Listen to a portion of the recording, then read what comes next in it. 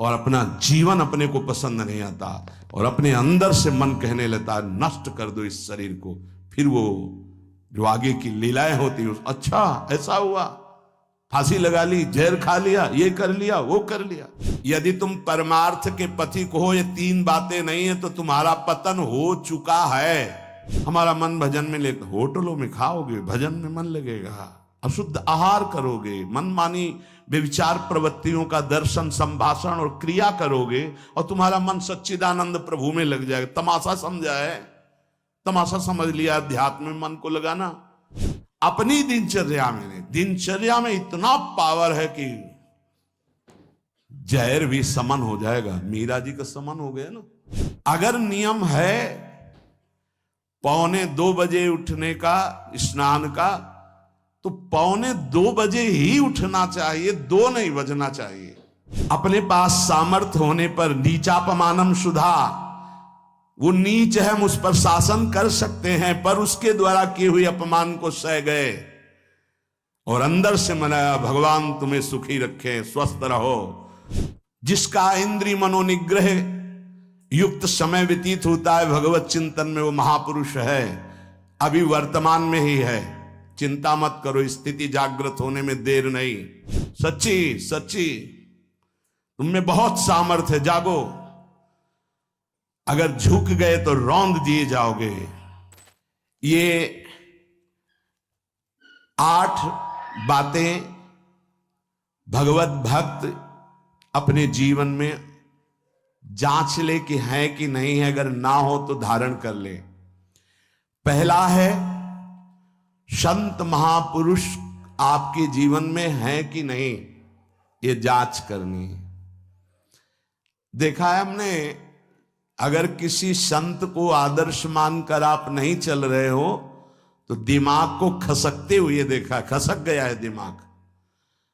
वो मनमानी आचरण केवल सिद्ध बनने के लिए कर रहे हैं। उनके आचरण ऐसे कि भोले भाले लोग ये समझे कि ये तो सिद्ध है। और जानते हो सिद्ध किसे कहते हैं?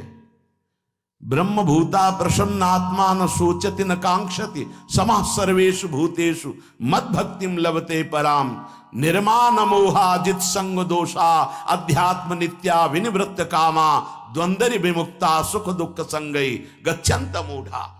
ये स्थिति आनी चाहिए। पूरा कोरा, जैसे नाटक मंच पर नाटक किया जाता है ना, पूरा दिखाई देता है, पूरा नाटक। क्यों? क्योंकि कोई डांटने वाला नहीं है, कोई आदर्श नहीं है महापुरुष जीवन में। जो मन में आवे सो बोलो, जो मन आवे सो नाटक करो, तो 100 200 500 लोग भोले भाले जिनको ककाहरा नहीं आता परमार्थ का, वो कह देते मेरे भगवान, मेरे सिद्ध योगी, मेरे महापुरुष मिटिया मेट कर देते हैं। बात तो तब समझ में आवे जब रसिक जन पास करे, गुरुजन पास कर दे। अपने मन से कुछ नहीं होता, जिसे महापुरुष पास कर दे वही होता है। संत महापुरुष कहे ठीक चल रहे हो, ठीक है, या वो मौन स्वीकृति दे दे, ठीक है। अपने मन से सिद्ध बनने पर सिद्ध थोड़ी कोई हो जाता है। जीवन में तुम्हारे संत हैं कि नहीं, बस इतनी बात देखो। अब एक भगत जी आए थे, अपने लोग तो सबका आदर ही करते हैं। उनका दिव्य रूप से हनुमान जी हमारे सामने प्रकट हुए थे। सच्ची बात कह रहे हैं, जिस समय दिव्य रूप हनुमान जी ने धारण किया तो हनुमान जी महाराज के ही भाई पवन पुत्र भीम कंपायमान थे। भीम जैसे हनुमान जी वैसे भीम, बड़े बड़े पर्वतों को अपनी टक्कर से चूर करने की सामर्थ्य रखने वाले। अभी पैदा ही हुए थे भीम और गोद में लिए हुए माता कुंती चल रही थी। अचानक सिंह निकला, दहाड़ हुई तो गिर गए भीम। तो जो जिस चट्टान पे गिरे चकनाचूर हो गई चट्टान, और उस आवाज से भयभीत होकर भाग पड़ा सिंह। अभी गोद में बच्चा थे। वो भीम जिस समय प्रार्थना की कि भैया मैं तुम्हारा वो दिव्य रूप देखना चाहता हूं, तो उनका काहे को तुम व्यर्थ में ऐसा तुम नहीं देख पाओगे। तो उनका हमारी लालसा है, आपका छोटा भाई हूं। तो पट्टहास किया हनुमान जी का वो दिव्य रूप कि कंपायमान होकर कह रहे थे, हे वायुपुत्र, हे पवन पुत्र, तुम अपने रूप का संवरण करो, मेरी सामर्थ्य नहीं। और वो व्यक्ति ऐसे कह रहा, मैं दिव्य हनुमान। हम कह रहे पाखंड मत करो, ठीक से चलो तो ये सब भगवत स्वरूप अनुभव में आ जाएंगे।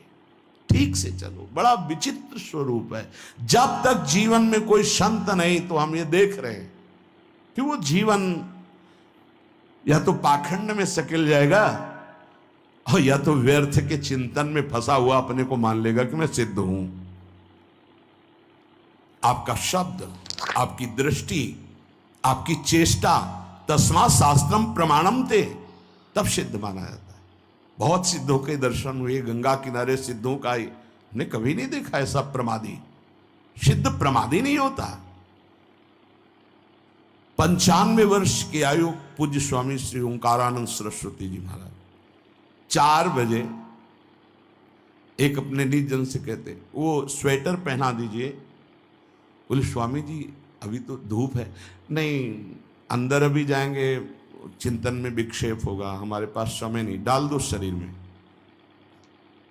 अब इसका एक साधारण शब्द हुआ, इसका प्रभाव इतना पड़ा, इतनी अवस्था में इतने चिंतन परायण की स्वेटर पहनना है, ये स्मृति बाधा ना पहुंचा पावे, डाल दो शरीर में। कितना सूक्ष्म।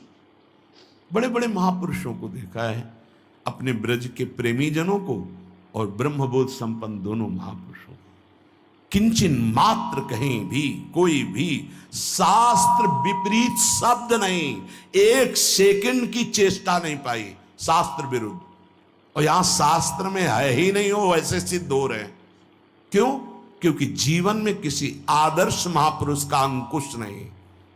अगर किसी संत का भय तुम्हारे जीवन में नहीं है तो ये माया रौन देगी, पक्का समझ लीजिए।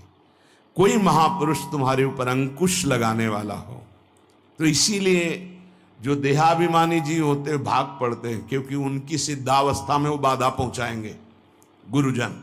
असली सिद्ध बनो, नाटक नहीं, तो भाग पड़ते हैं। और जो गुरुजनों की शरण में रहता है वो परिपक्व भगवत प्राप्त महात्मा बन जाता है। इसलिए पूज्य बाबा कह रहे, पहला, किसी महापुरुष का अनुशासन है कि नहीं। प्रगट में अनुशासन जरूरी है, प्रगट में अनुशासन जरूरी है।